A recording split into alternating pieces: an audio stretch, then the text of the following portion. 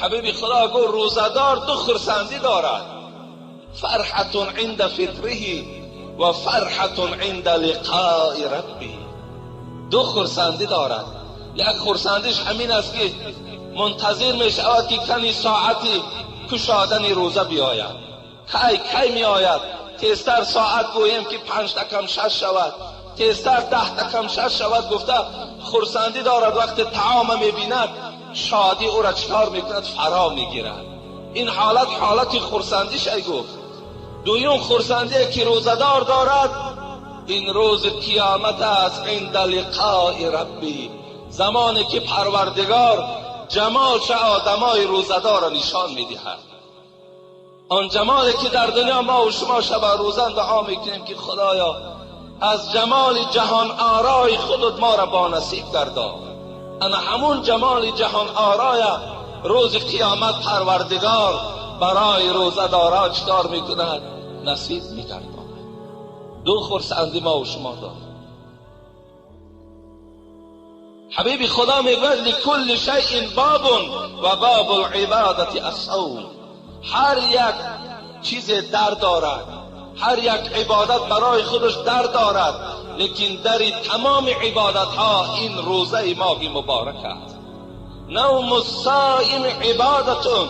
حبیب خدا گو همون روزه داره که از تشنگی و از گرسنگی افگار شده است، مانده شده است، خسته شده است، خواب است، خوابش در نزد پروردگار عبادت نویسانده می شود.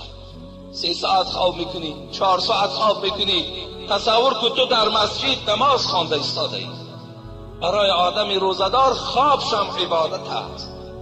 حتی پروردگار به سوی ملائکه ها چی میگفته است؟ انظروا الی عبدی.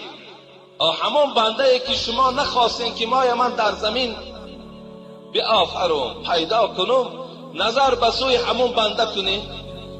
ترک شهوته و لذته و طعامه و شرابه من اجلی. انا همون بنده امروز ببین طعام در پیشش است. بعضی یار رفیقای به انصاف دارد که خورده ایستادند، لکن این آدم نمیخورد.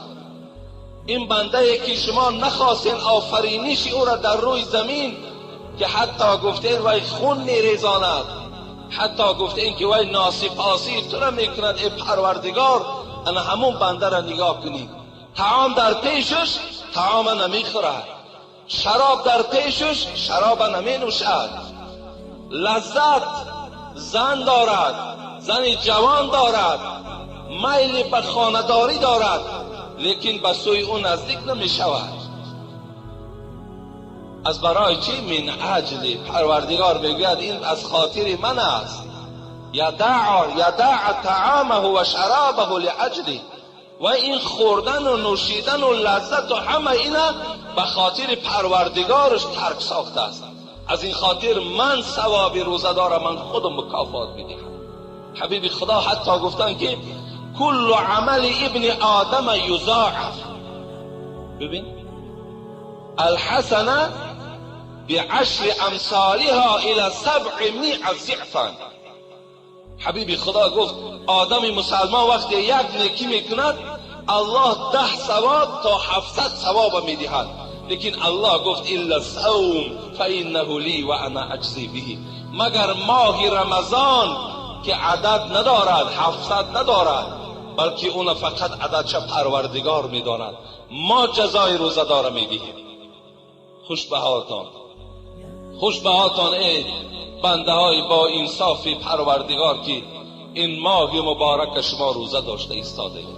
شما برای شما به خدا قسم خیلی نعمت کلانی هست. دوستای خدا این روز آرزو میکردن که خدایا یک بار دیگر بر رمضان ما را برسان. امروز افسوس که همون برادرای به انصافی که روزه دارن و در برابر این دزدی دارن، در برابر این خیانت دارن، در برابر این دروغ دارن، در برابر این جنگ جنجال و فریب دارن، افسوس که از ثواب این ما